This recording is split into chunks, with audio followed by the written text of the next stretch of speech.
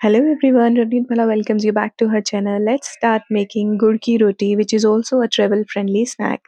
To make meethi roti ki recipe, you need to heat milk, then stir in jaggery in hot milk and fennel seeds or saunf.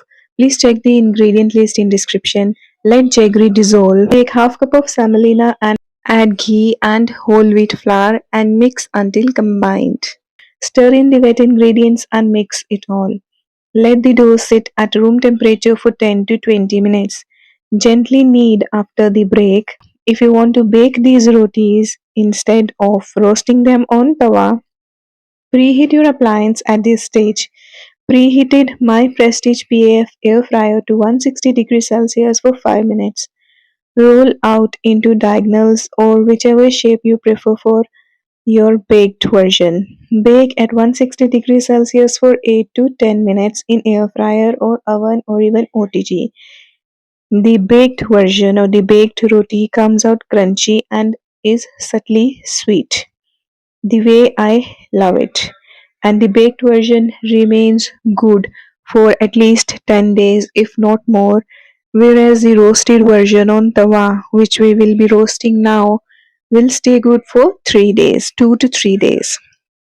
Meanwhile, let's make meaty roti with the leftover dough. Roll out the chapati thick. Do not make it thin. Prick with a fork so that the sweet roti with semolina or whole wheat cooks inside out. Cook on a low flame. Flip side